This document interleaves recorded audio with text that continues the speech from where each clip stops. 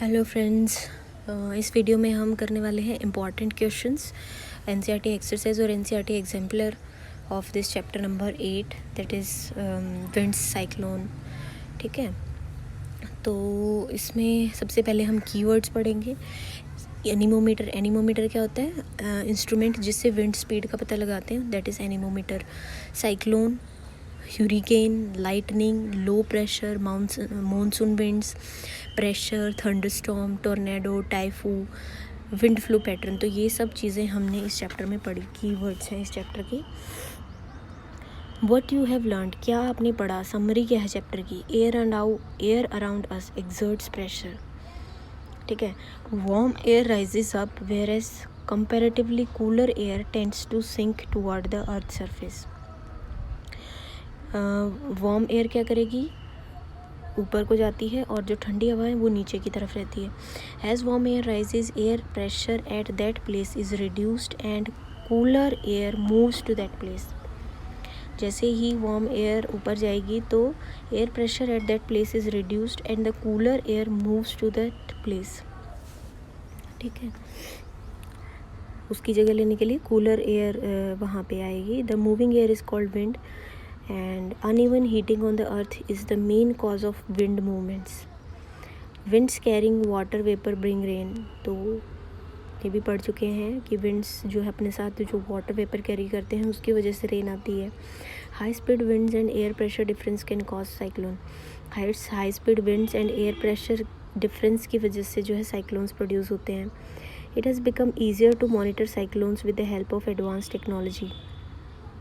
Advance technology की वजह से जो है हेल्प मिलती है साइक्लोन्स को मॉनिटर करने में। Self help is the best help, therefore it is better to plan in advance and be ready with defence against any approaching cyclone. The following flow chart will show you to understand the phenomena that lead to formation of clouds and falling of rain and creation of storm in cyclone. तो ये chart दे रखा है, important है काफ़ी।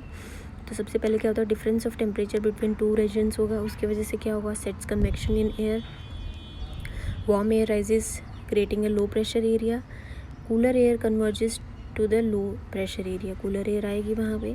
Warm air rises cools and water vapor condense to form clouds. Warm air ऊपर गई, cool होगी और water vapor जो condense हो जाएंगे to form clouds. The bigger water drop in the cloud fall to the ground as rain, hail or snow. Falling water droplets and rising air moves vigorously to produce thunderstorm. Under certain weather conditions storms में develop into cyclones. तो कुछ weather conditions की वजह से जो है storms जो convert हो जाते हैं साइक्लोन्स में। अब इसकी एक्सरसाइज में क्या है? सबसे पहला जो फिल इन द ब्लैंक्स है। Wind is dash air, wind क्या होती है?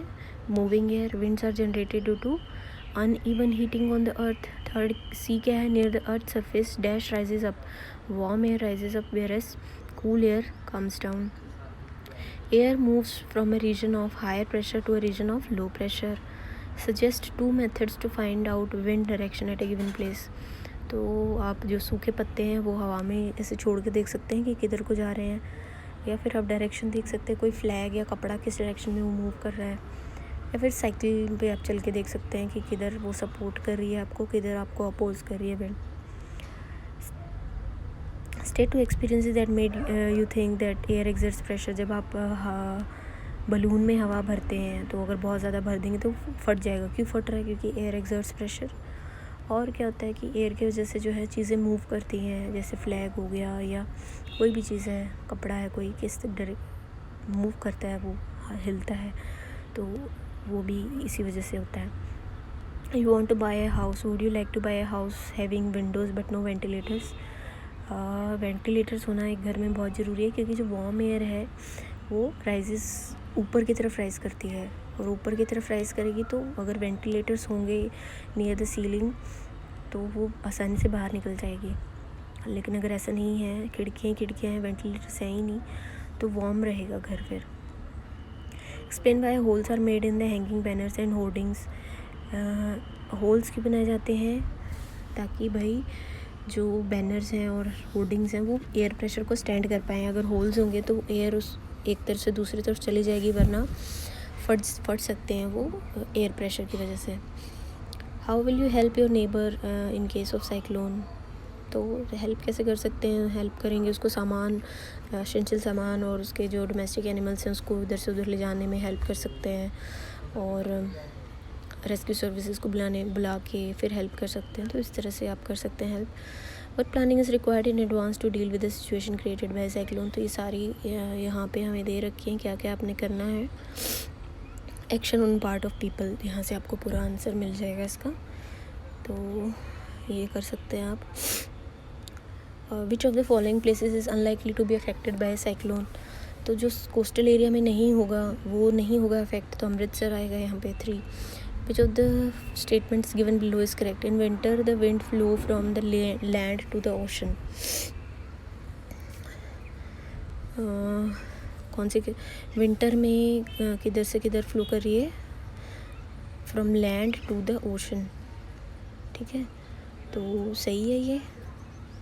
इन summer wind flow from the land toward the ocean, ये गलत है। Cyclone is formed by very high pressure system, low pressure system में बनता है। Coast line of India is vulnerable to cyclone, तो 9th का 1 आंसर है करेक्ट, बाकी सब गलत हैं।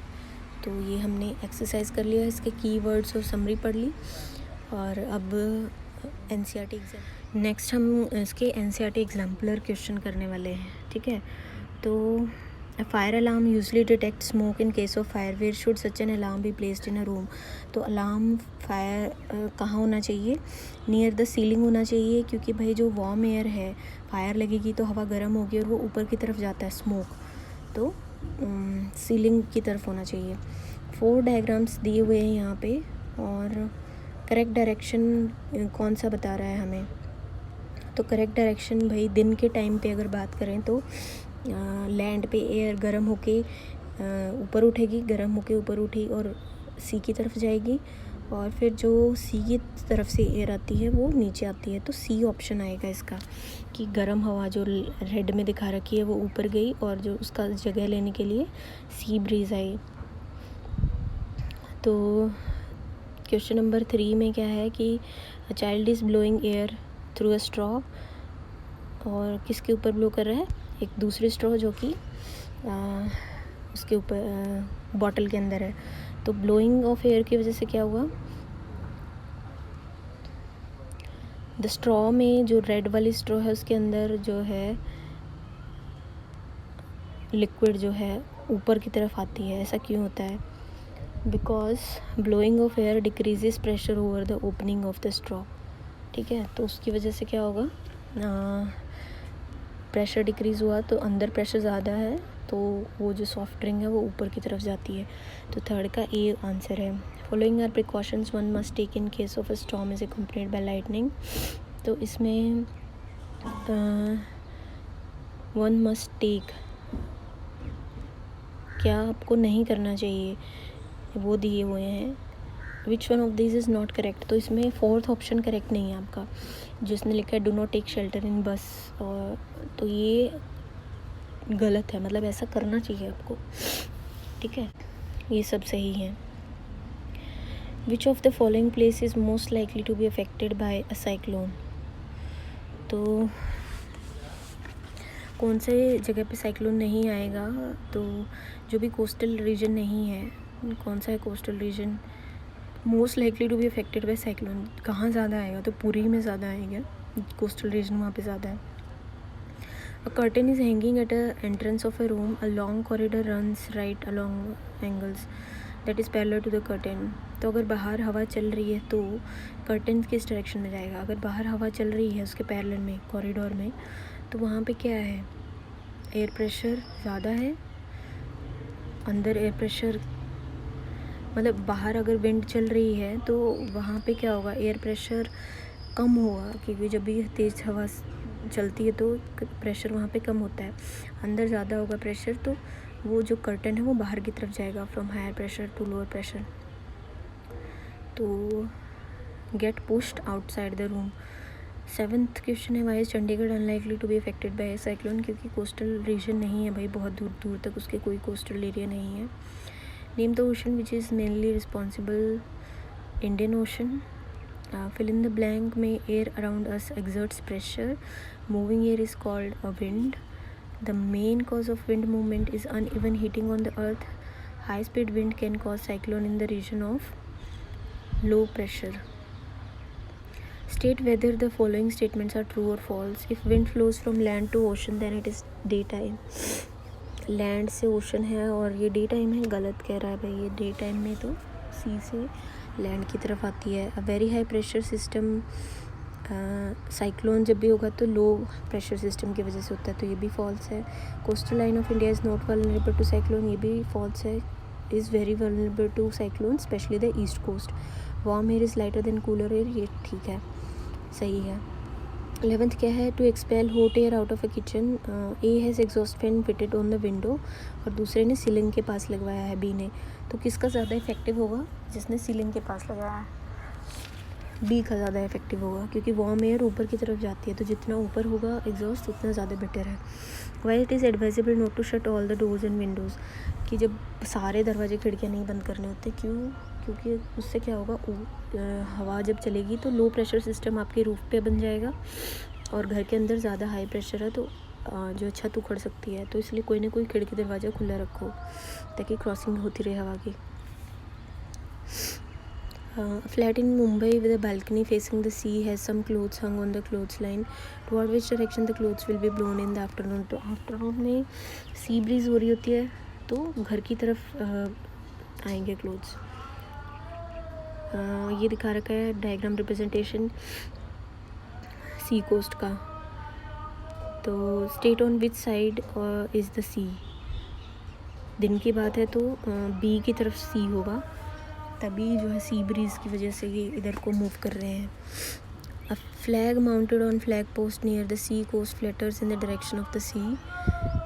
तो अगर फ्लैग जो है सी की तरफ मूव कर रहा है तो दैट मीन्स रात की बात है ये, तब लैंड ब्रीज फ्लो कर रही होती है। मैच करें, ऑन हीटिंग एयर एक्सपैंड होगी, कूलिंग में कॉन्ट्रैक्ट होगी। 17th है पहेली, captain empty bottle made of plastic inside refrigerator, कुछ घंटों के बाद देखोगे तो वो कोलैप्स्ड हो जाएगी बॉटल। क्यों? क्योंकि आपने बॉटल जब रखी अंदर तो फ्रीजिंग की वजह से उसके अंदर का जो एयर है वो कंप्रेस हो गई और बाहर एयर प्रेशर ज़्यादा है तो वो कॉन्ट्रैक्ट हो जाएगी bottle. Precautions taken to prevent roof of a tin shed flying away, तो उस पर पत्थर वगैरह रखो और स्क्रू अच्छे से करो।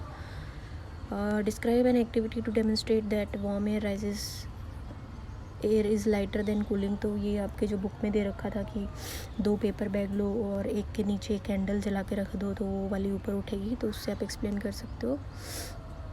Tree tops are permanently bent in one direction, are the trees bent toward the sea और अवे फ्रॉम इट।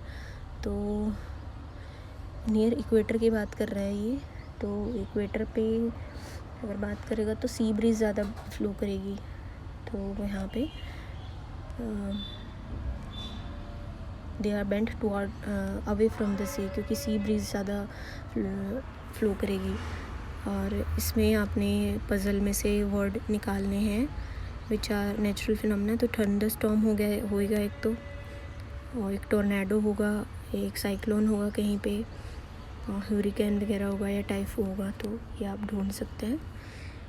चलो जी, तो ये हमने इसके इम्पॉर्टेंट क्वेश्चन सारे कर लिए हैं, एक्सरसाइज के भी और एग्जाम्पलर के भी। तो थैंक यू फ्रेंड्स।